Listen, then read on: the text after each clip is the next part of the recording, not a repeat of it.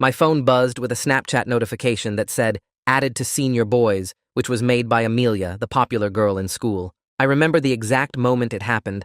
I was sitting in my usual spot in the back corner of the school library, the one by the window that overlooked the parking lot, where I could see who was coming and going without anyone really noticing me watching. My calculus textbook opened to a page of derivatives that might as well have been written in ancient Greek, for all the attention I was paying them, when my phone lit up on the table beside my half-empty water bottle and the granola bar I'd been nibbling on for the past hour. Before I could even process what was happening, before my brain could catch up to what my eyes were seeing, a message popped up in the group chat. "Okay, this is all the senior boys. Who wants to take me to prom?" Those words stared back at me from my cracked phone screen, the crack I'd gotten 2 months ago when it slipped out of my pocket during gym class, a spiderweb pattern that spread across the bottom left corner and sometimes made it hard to see notifications, but I couldn't afford to replace it, and honestly, I kind of liked it because it made my phone distinctive, not just another black rectangle like everyone else's as I sat there in the school library, the fluorescent lights humming overhead, and the smell of old books and teenage desperation mixing in the recycled air, my calculus homework completely forgotten now, abandoned like a ship that had just spotted an iceberg. Amelia. Just seeing her name made something in my chest tighten. The girl I'd been watching from across the cafeteria for 3 years, sitting at her table near the windows with the other popular kids, the ones who seemed to glow with some kind of invisible light that marked them as chosen, whose laugh I could pick out in a crowded hallway from 50 feet away, this bright, genuine sound that wasn't like the fake laughs other girls did when they were trying to impress someone,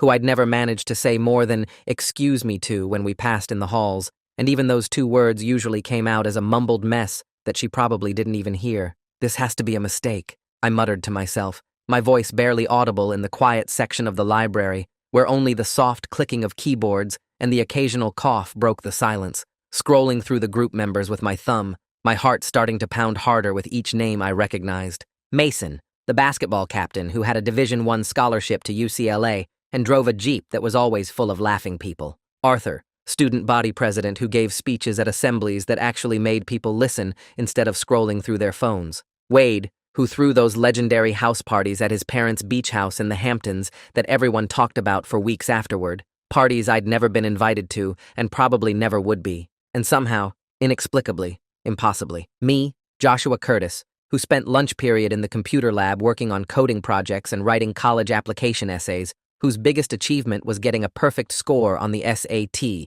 which impressed exactly nobody except my parents and my guidance counselor, who owned exactly 2 pairs of jeans and rotated through the same 5 t-shirts, who had never been to a party that wasn't a family birthday or a mandatory school function. The responses started flooding in immediately, like someone had opened a floodgate, and all the confidence in the senior class came pouring through. "I'm down! I'll rent us a limo," Mason typed, followed by a champagne bottle emoji and a tuxedo emoji. "Already got my tux. We'd look amazing together," Arthur said, followed by a flexing emoji and a fire emoji, and one of those sparkle emojis that girls always used. I watched, my stomach sinking lower with each message, as 15 different guys made their pitches, each one more confident than the last, each one a reminder of how thoroughly I didn't belong in this conversation. They talked about reservations at expensive restaurants, about their parents' connections, about after-prom plans that involved yachts and penthouse suites, and things I'd only seen in movies. My thumb hovered over the keyboard,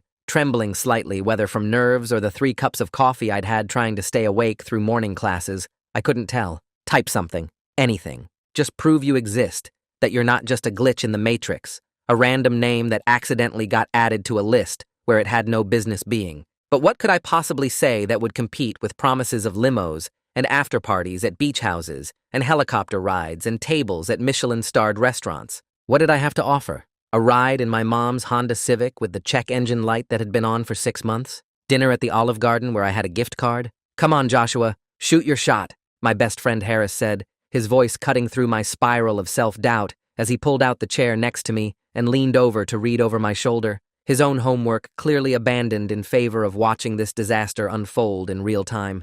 He'd been in the middle of writing an English essay about the Great Gatsby, but apparently my humiliation was more interesting than the American dream. "She doesn't even know who I am," I said, not looking up from my phone, watching as more messages rolled in, each guy trying to outdo the last, posting photos of their cars, Their acceptance letters to Princeton and Yale and Stanford, their professional headshots that looked like they belonged in a modeling portfolio. "Then why are you in the group?"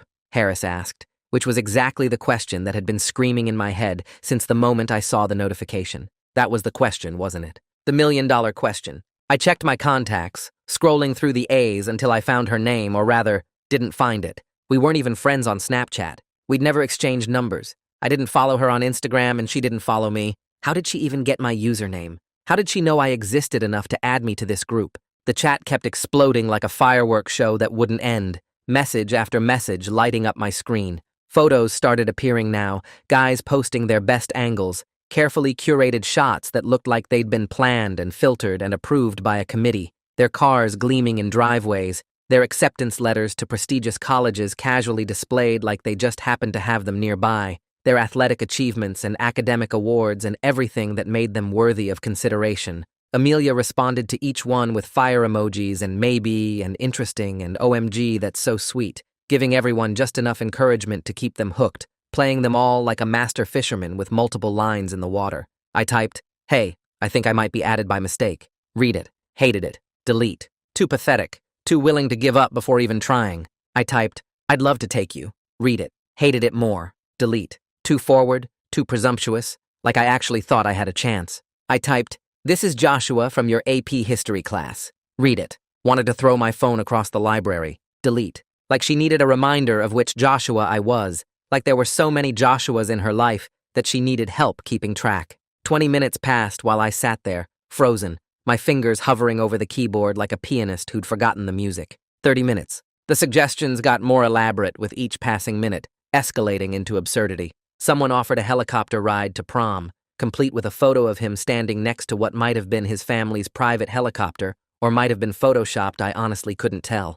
Another guy said his dad could get them a table at Per Se, the impossible-to-book restaurant downtown that had a 3-month waiting list and cost more per person than my car insurance for a month. "Just send something," Harris urged, poking me in the shoulder like that would somehow give me courage, like physical contact could transfer his natural confidence into my anxiety-riddled body. What's the worst that could happen? The worst? I could think of about 50 scenarios, each more horrifying than the last. Public humiliation in front of every popular senior guy at school, becoming a meme, having "I'm interested" screenshot and posted on every social media platform with laughing emojis, being known for the rest of senior year as that guy who thought he had a shot with Amelia Bauer, the delusional nobody who couldn't read social cues. But Harris was right, even though I didn't want to admit it. I'd spent 3 years being invisible to her, 3 years of watching her from afar like some kind of creepy stalker, 3 years of imagining conversations we'd never have and scenarios that would never play out. What did I have to lose that I hadn't already lost by being too scared to try?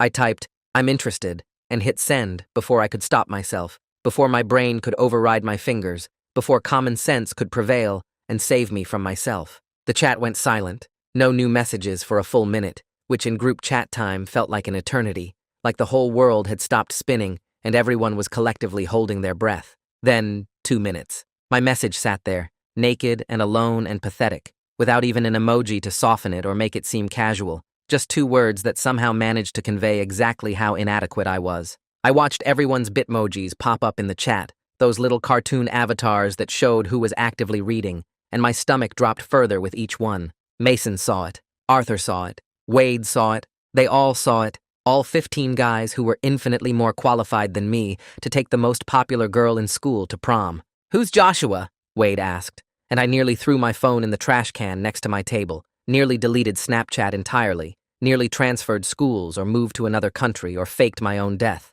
They didn't even know who I was. I was so invisible that even in a group chat where my name was literally listed, they didn't know who I was. "Nobody," Mason responded, and that single word felt like a knife sliding between my ribs. Must be a glitch. A glitch. Not even a person. Just an error in the system. Amelia finally typed something after what felt like hours, but was probably only another minute or two.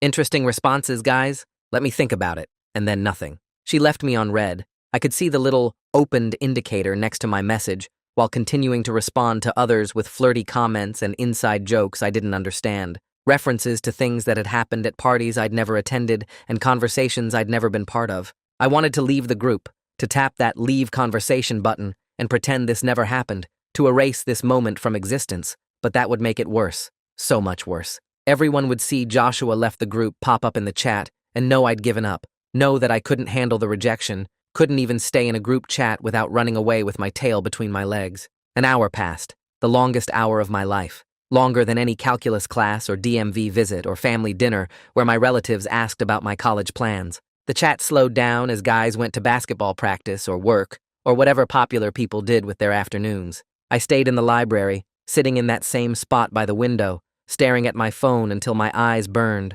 wondering if I should apologize for intruding on their conversation, for daring to think I belonged in the same group as Mason and Arthur and Wade and all the other guys who fit into Amelia's world in a way I never could. Then a private message notification appeared at the top of my screen, a little banner that made my heart stop completely. From Amelia. The phone suddenly felt heavy in my hands, like it weighed 50 pounds instead of a few ounces. My hands shook as I opened it, my finger slipping on the screen twice before I managed to tap it. My breath caught somewhere in my throat. Finally! I've been waiting for you to message me for 3 years, Joshua. I stared at the screen, reading the words over and over. Sure, I was misreading them. Sure, this was some kind of autocorrect error or a message meant for someone else, my brain refusing to process what my eyes were seeing. Another message. Do you know how many times I've tried to start conversations with you? How many times I've walked past your lunch table hoping you'd say hi? Then another. I literally created this whole group chat thing just to have an excuse to talk to you.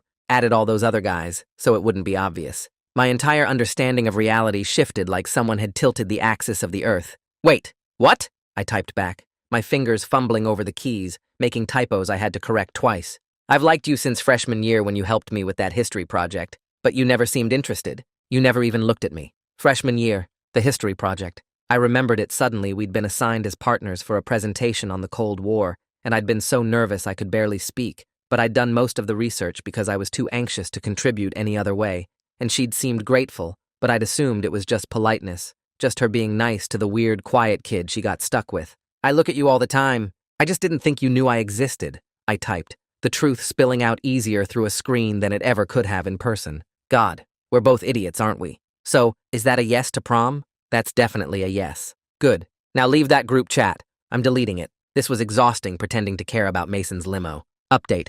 I sat there staring at those messages for what felt like forever, reading them over and over again like if I blinked, they might disappear or change into something that made sense with my understanding of the universe. My hands were still shaking when I typed back, asking if she was being serious, if this was some kind of joke or prank that I wasn't getting, because my brain couldn't process how Amelia had liked me this whole time while I'd been convinced I was invisible to her. Her response came back instantly, the little typing bubble appearing and disappearing in like 2 seconds flat. 100% serious? I've been waiting forever for you to notice me. I read it 3 more times, my heart doing this weird thing where it felt too big for my chest. And then I shoved my phone in Harris's face so hard I almost hit his nose with it. He grabbed it from my hands and his eyes went huge as he read through the messages, getting bigger with each line, and then he literally jumped out of his chair, making this weird, excited noise that was half laugh and half yell. Everyone in the quiet section turned to look at us, and Freya Nelson, the librarian, appeared out of nowhere, like she had some kind of noise detection radar,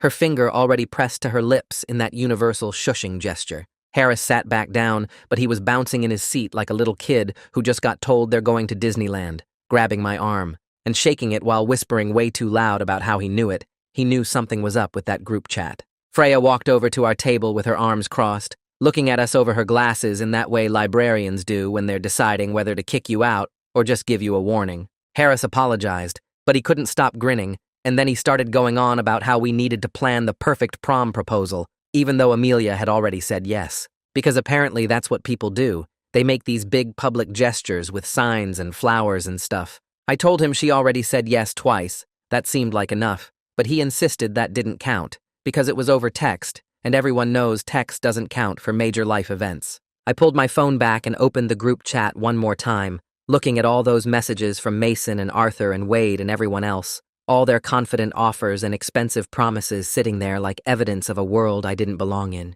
Amelia had told me to leave the chat, said she was deleting it, that she was exhausted from pretending to care about Mason's limo. I tapped the little settings icon and hit the leave conversation button, and the chat disappeared from my screen like it had never existed. Within seconds, my phone buzzed with a notification, and I couldn't help checking to see what happened after I left. Mason had posted, Guess he couldn't handle the competition, followed by 3 laughing emojis and that crying laughing face that people use when they think something is hilarious. But I didn't care, not even a little bit, because I had private messages from Amelia asking when we could actually talk in person, asking if I was free after school, asking if the coffee shop near campus worked for me. I typed back yes before I could overthink it, and we agreed to meet there at 3:30 after classes ended. The bell rang for 5th period, and I somehow made it to English and then calculus, but I have zero memory of what happened in either class, because my brain was stuck on repeat, playing the same thoughts over and over. The last 2 periods of the day dragged on forever,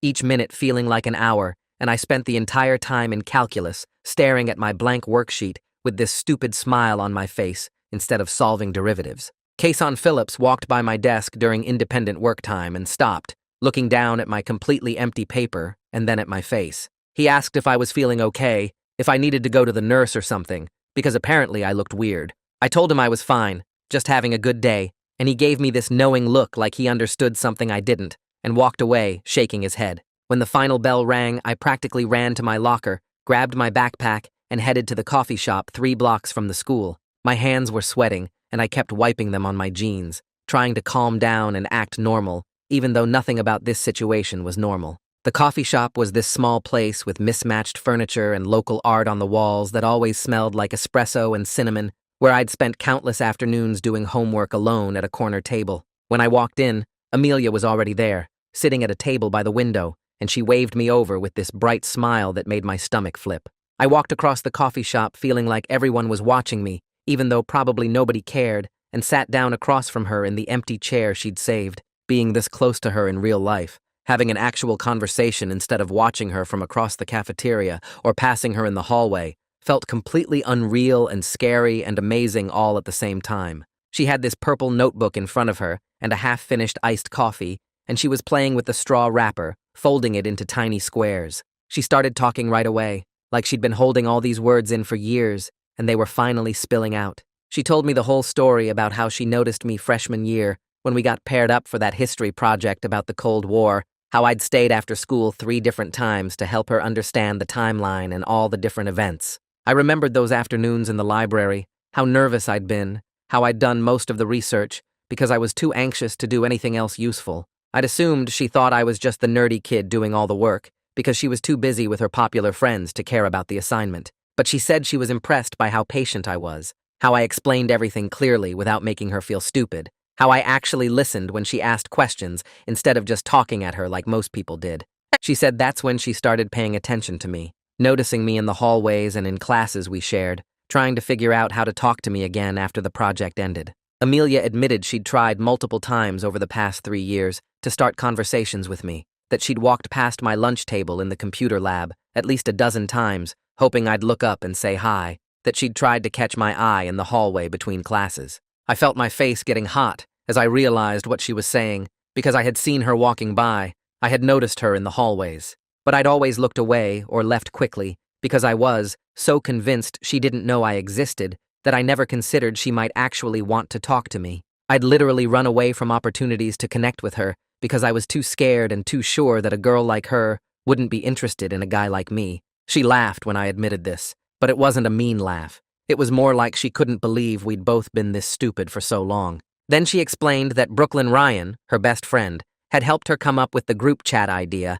after Amelia spent most of junior year complaining about how I wouldn't notice her no matter what she did. Brooklyn had suggested creating a situation where I'd have to respond, where I couldn't just look away or leave, and the prom invitation group chat with all those other guys was the plan they'd come up with. The whole thing with Mason and Arthur and Wade and everyone else was just an act, just a way to make it seem less obvious that she was really trying to get my attention specifically. We sat there talking for 2 hours about everything, and the conversation flowed so easily, it didn't feel like 2 hours at all. She told me about her college plans, how she was applying to study environmental science because she wanted to work with conservation programs, and I learned she volunteers at an animal shelter every weekend, which nobody at the school ever talks about because I guess it doesn't fit with the popular girl image everyone has of her. We talked about our favorite movies and discovered we both love weird indie films that nobody else has heard of, and we both hate pep rallies for the same reason, which is that they're loud and pointless, and we'd both rather be literally anywhere else. She asked about my coding projects, and actually seemed interested, asking real questions instead of just nodding politely, and I found myself explaining things without feeling like I was boring her. When I finally checked my phone, it was almost 6, and I had 3 missed calls from my mom wondering where I was. I said goodbye to Amelia outside the coffee shop, both of us standing there awkwardly for a second before she hugged me, and then I walked home in this weird daze where everything looked different somehow, like the whole world had shifted slightly. When I got home, my mom was in the kitchen making dinner, and she immediately noticed something was different, asking what happened, because apparently I was walking around grinning at nothing like some kind of crazy person. I told her about Amelia and the group chat and prom, and she got more excited than I'd ever seen her, immediately pulling out her phone to look up tuxedo rental places, and asking about dinner reservations and whether we needed to coordinate with other couples. I spent the entire evening texting with Amelia, these long conversations about everything from our favorite songs to what we wanted to study in college. And every time my phone buzzed, I felt this jolt of energy, like I'd touched an electric fence in the good way, if that makes any sense. My mom kept walking past my bedroom door with this huge smile on her face, occasionally poking her head in to ask if I wanted snacks or if I was okay. And I knew she was just excited to see me this happy, but it was also kind of embarrassing having her hover like that. I barely slept that night because my brain wouldn't shut off, kept replaying the coffee shop conversation and reading through our text messages, and thinking about how tomorrow at the school everything would be different, how people would see me with Amelia and know that somehow, impossibly, she'd chosen me over Mason and Arthur and Wade and everyone else. The next morning I got to the school early, way earlier than usual, and headed straight to the computer lab where I always ate lunch, setting my backpack down at my usual table in the corner near the server closet where the Wi-Fi was strongest.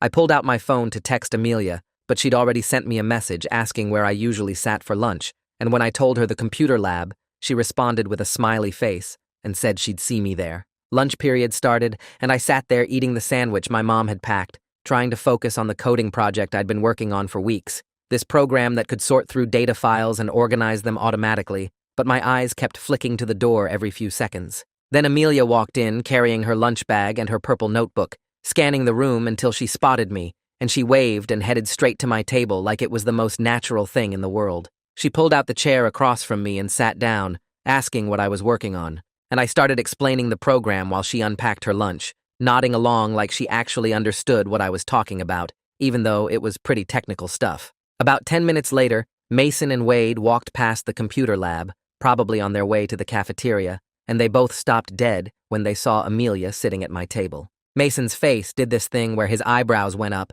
and his mouth opened slightly, like he'd just witnessed something that broke the laws of physics, and Wade actually backed up a step to look through the doorway again, like he needed to confirm what he was seeing. Amelia noticed them staring and just gave them this casual wave, totally relaxed, like there was nothing weird about the most popular girl in the school eating lunch in the computer lab with the guy who'd been called a glitch just yesterday. They stood there for another few seconds before Mason shook his head, and they kept walking, and I heard Wade say something that sounded like a question, but I couldn't make out the words. Harris showed up maybe 5 minutes after that, his usual lunch period routine of hitting the vending machines first for chips and a soda, and when he walked in and saw Amelia at our table, his entire face lit up like someone had just told him Christmas was happening twice this year. He practically ran over, dropping his backpack on the floor and pulling out the third chair at our little table, immediately launching into this story about the time in 7th grade, when I tried to impress a girl by doing a backflip off the monkey bars and landed flat on my back, knocking the wind out of myself so hard I couldn't breathe for like 30 seconds. I felt my face getting hot as he told the story, adding all these embarrassing details about how I'd laid there gasping like a fish, while the girl and her friends just stared at me, but Amelia was laughing in this way that didn't feel mean at all, more like she was laughing with me than at me. She jumped in with her own story about 8th grade when she had braces and glasses and tried out for the volleyball team, even though she'd never played before. And during tryouts, she went to spike the ball and completely missed, falling forward and sliding across the gym floor on her stomach while everyone watched. Harris loved that story and kept asking for more details, and soon they were trading embarrassing middle school moments like old friends, and I realized this was actually going pretty well, that Amelia fit into this space that had always just been mine and Harris's. The next day, Brooklyn showed up at our lunch table, approaching slowly like she wasn't sure if she was allowed to be there, holding her lunch tray and looking between me and Amelia. She asked if she could sit down, saying she was curious about the guy Amelia hadn't stopped talking about for the past 3 years, and Amelia rolled her eyes, but she was smiling when she told Brooklyn to sit. Brooklyn settled into the fourth chair at our table and immediately started asking me questions about my coding projects. Real questions that showed she was actually listening to the answers, not just being polite. She wanted to know if I'd ever built a website, if I knew how to hack into school systems, if I could help her fix her laptop that kept freezing randomly. And I found myself explaining technical stuff in a way that made sense to someone who wasn't a computer person. Over the next week, more of Amelia's friends started showing up at the computer lab during lunch.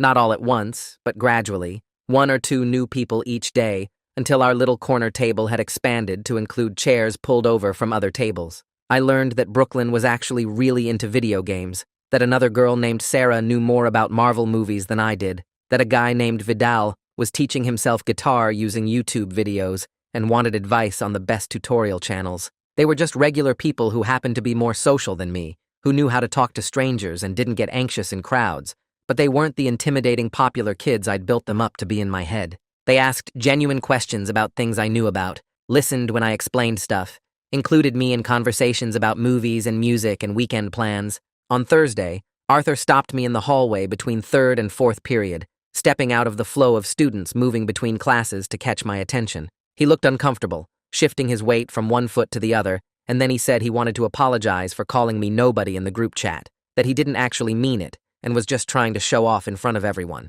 I stood there for a second, not sure what to say, because part of me was still hurt by that comment, but holding on to anger seemed stupid now that everything had worked out so well. I told him it was fine, that I got it, and he looked relieved, and said he'd see me around before heading to his next class. That weekend, Duke came home from college for spring break, showing up at Harris's house on Saturday morning, while Harris and I were playing video games in his basement. Duke was 2 years older than us, already done with his freshman year at State, and he had this confident way of moving through the world that came from being away from home and figuring things out on his own. He sat down on the couch next to us and asked about prom, and when we told him I was taking Amelia, he got this knowing look on his face and started giving advice. He said the key was making Amelia feel special, without trying too hard to impress her friends, that girls could tell. When you were being fake or putting on a show, that the best thing I could do was just be myself and focus on making her happy. He told us about his own prom 2 years ago, how he'd stressed about everything being perfect, and it ended up being kind of a disaster because he was so focused on following some plan instead of just enjoying the night. I listened to all of this while Harris paused the game, and it actually made me feel better about the whole thing. Less pressure to compete with Mason's limo or Wade's beach house party. The following Saturday, I took Amelia to the art museum downtown, something I'd wanted to do for years, but never had anyone to go with who would actually enjoy it. We spent the first hour in the classical section looking at paintings from the Renaissance, Amelia pointing out details in the backgrounds that I'd never noticed before, and then we moved to the contemporary section where all the weird modern stuff was displayed. There was this one sculpture that looked like someone had taken old rotary telephones and melted them together into this twisted mass of plastic and metal, and we stood in front of it for probably 20 minutes, just discussing what we thought it meant. Amelia said it was about how communication technology had become this tangled mess that connected everyone, but also made everything more complicated, and I thought it was more about nostalgia for simpler times when phones were just phones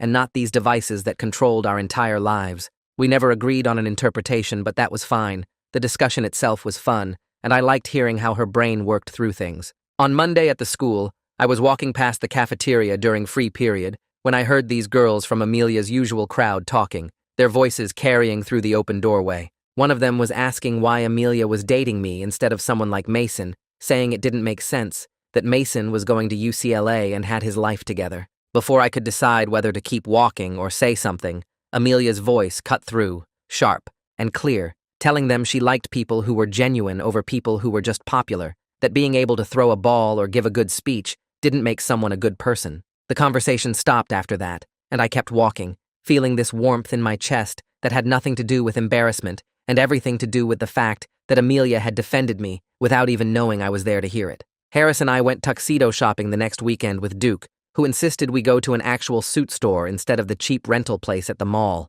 My mom had given me money she'd been saving, telling me she wanted me to look good for prom, to feel confident, and I ended up with a navy suit that actually fit properly instead of hanging off me like borrowed clothes. Duke helped me pick out a tie that matched the color of Amelia's dress, which Brooklyn had secretly told me about through text messages. And when I tried the whole outfit on and looked in the mirror, I actually felt good about how I looked for maybe the first time in my life. Amelia and I started studying together for AP exams, meeting at the library after school 3 days a week to quiz each other and review notes. I discovered she was actually better at chemistry than I was, explaining molecular bonds and reaction equations in ways that finally made sense to my brain, while I helped her work through calculus problems, showing her the shortcuts and patterns that made derivatives and integrals easier to solve. We made a good team, trading knowledge back and forth, and we started making up these ridiculous memory tricks to help us remember formulas and dates, like turning the quadratic formula into a rap or creating a story about historical figures having a dinner party to remember the order of events. The studying was actually fun instead of stressful, and I found myself looking forward to those library sessions as much as our actual dates, just being around her and watching how her mind worked through problems. 3 weeks before prom, I woke up one morning and realized we'd been dating for almost 2 months, but I'd never actually done a formal prom proposal. We were obviously going together. We'd talked about it constantly and made plans and coordinated outfits, but I'd never done the big gesture thing with signs or flowers or any of that stuff people post videos of online. I mentioned this to Harris at lunch, and he looked at me like I'd just told him I forgot how to breathe. He insisted this was completely unacceptable, that Amelia deserved a real proposal even if she'd already said yes twice, that everyone does the big public thing now, and it would be weird if I didn't. I tried to argue that it seemed pointless since we were already going together, but Harris wouldn't let it go. He pulled out his phone and started showing me videos of elaborate prom proposals, guys spelling things out with candles or hiring flash mobs or renting billboards. I told him there was no way I was doing anything that crazy, and he agreed, but said I needed to do something memorable, something that felt personal to us, instead of generic. We spent the rest of lunch period brainstorming ideas, and most of them were terrible. Harris suggested I code something into the school website, but that seemed like it would get me suspended. I thought about doing something in the cafeteria, but the idea of that many people watching made me want to throw up. Then Harris mentioned the library, the place where everything started with that group chat notification, and suddenly, I knew exactly what to do. After school, I went to find Freya Nelson, the librarian. She was shelving books in the reference section and looked up when I approached. I explained what I wanted to do and asked if it would be okay to set up a display in the big window that faced the hallway during Amelia's free period next week. Freya smiled and said she thought it was sweet, that she'd noticed us studying together and was happy to help. She told me I could come in early that morning to set it up, and she'd make sure nobody disturbed it before Amelia saw it. I spent the next week planning everything out, making lists and checking them twice like some kind of obsessed person. I needed books that would spell out the word prom with a question mark, and they had to be thick enough to stand upright in the window and visible from the hallway. I went to the library every day after school and searched through shelves looking for the perfect books. For the P, I found this huge dictionary that was almost 6 inches thick. For the R, I grabbed an atlas that showed every country in the world. For the O, I found a circular cookbook that was shaped perfectly. For the M, I used a massive medical textbook that weighed about 10 pounds. The question mark was harder, but I finally found a book about punctuation that had a giant question mark on the cover. I practiced setting them up at home using books from my room, arranging them and rearranging them until I could do it quickly, and they looked right. Harris came over on Tuesday night to help me rehearse, and he timed me with his phone. 3 minutes to set up all 5 books,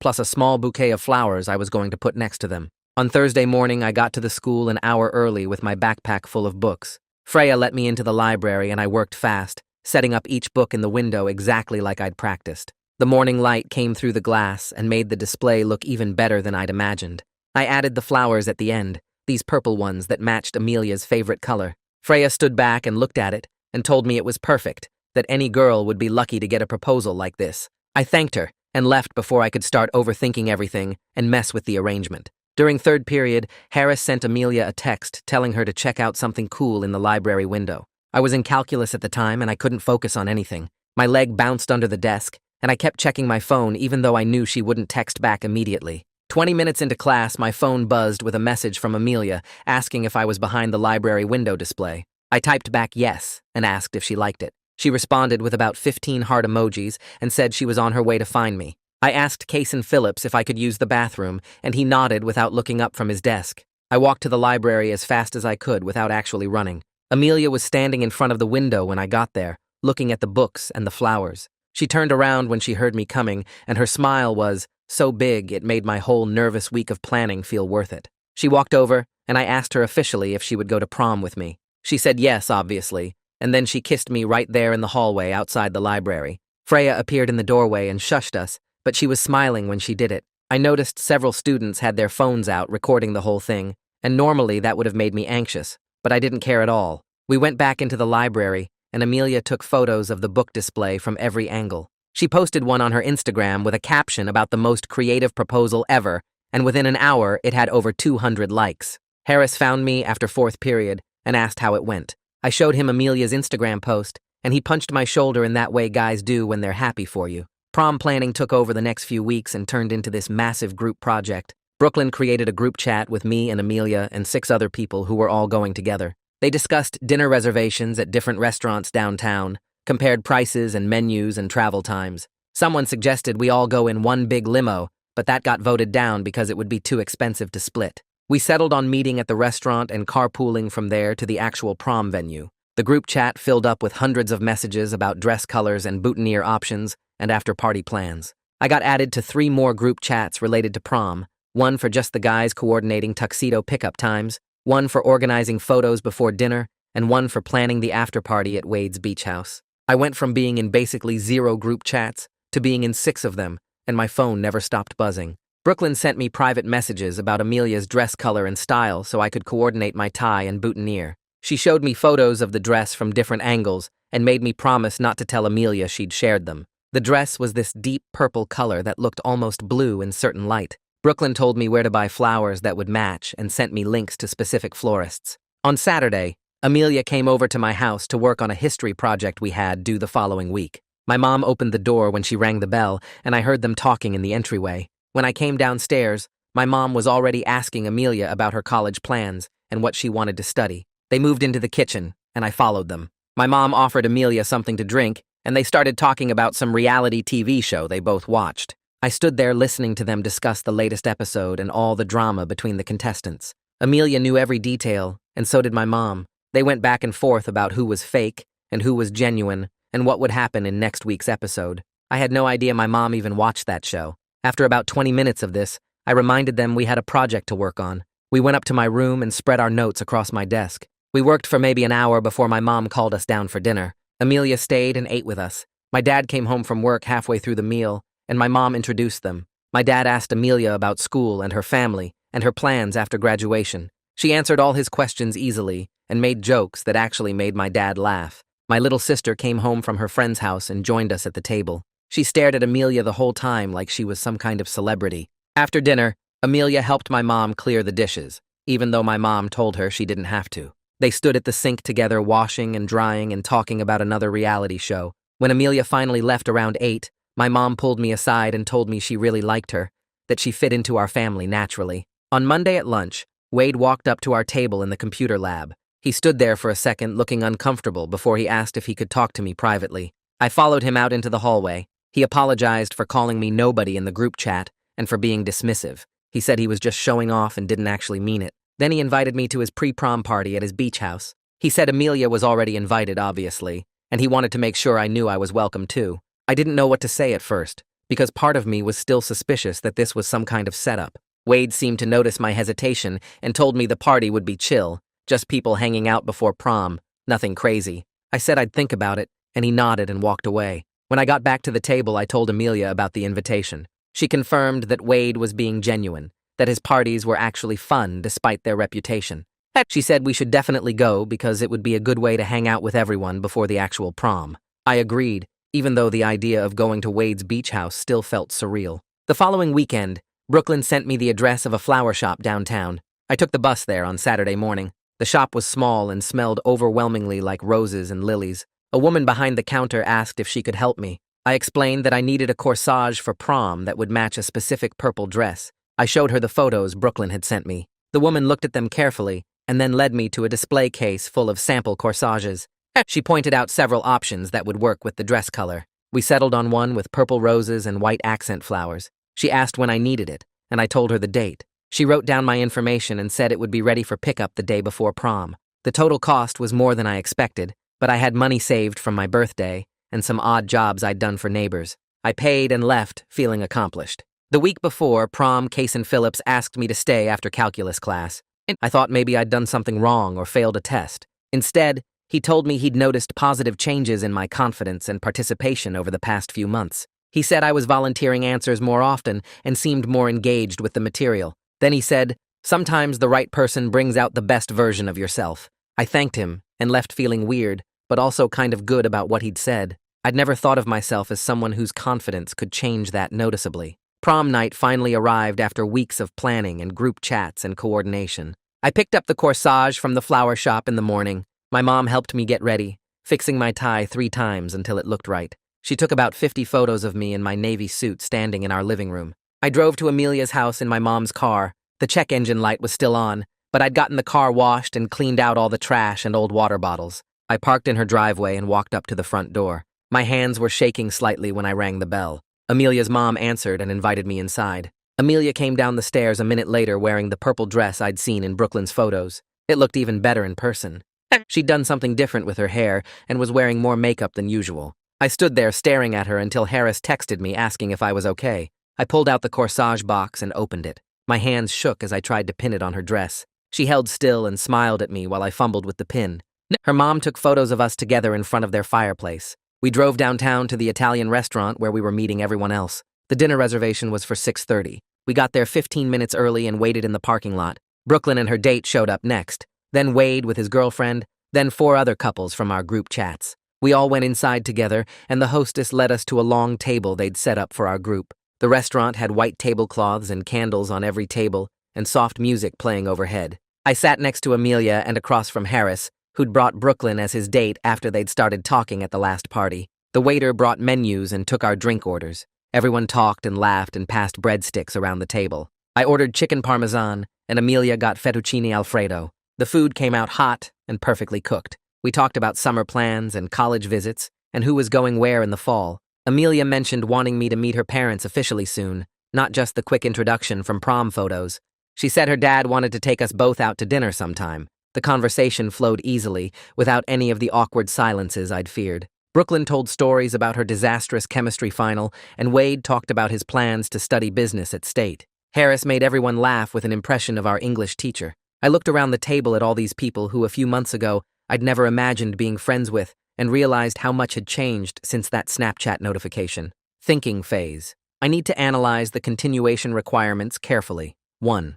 Reddit authenticity. The previous content ends with dinner at the Italian restaurant, establishing a warm, conversational tone. I need to maintain this casual, first-person recounting style while covering beats 31 to 40. 2. Content distribution. 97% action-driven, 3% reflection, max 5% dialogue. The beats involve prom night, after-party, beach walk, final month of school, college acceptance, and graduation. I need to focus on what happens rather than internal processing. 3. Seamless continuation. Previous content ends with, and realized how much had changed since that Snapchat notification. This is a complete sentence, so I can start fresh with the next scene transition to prom night. Beat 31. 4. Plot progression. Beats 31 to 40 cover. Beat 31, prom dancing. Beat 32, Mason's congratulations. Beat 33, Brooklyn and Harris dancing. Beat 34, Wade's beach house party. Beat 35, beach walk at midnight.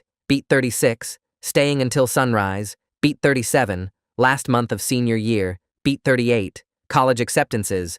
Beat 39, graduation dinner. Beat 40, final reflection, heading to college 5. Narrative momentum. These beats represent the culmination and resolution of the story. I need to maintain forward momentum while showing the transformation Joshua has undergone, but without creating a false ending since this is the actual conclusion. Beat 40 is the final beat. Location continuity, check. Previous content was at the Italian restaurant. Beat 31 transitions to the prom venue, which is a natural progression after dinner. Character usage. I can only use established characters. Joshua, Amelia, Harris, Mason, Arthur, Wade, Brooklyn, Kaysen, Duke, Freya, and family members already mentioned. Word count target. 1,200 to 1,600 words for 10 beats equals 120 to 160 words per beat average. Cliché avoidance. Must avoid phrases like heart skipped a beat, butterflies in stomach, time stood still, etc. Sentence length. Maximum 25 to 30 words per sentence.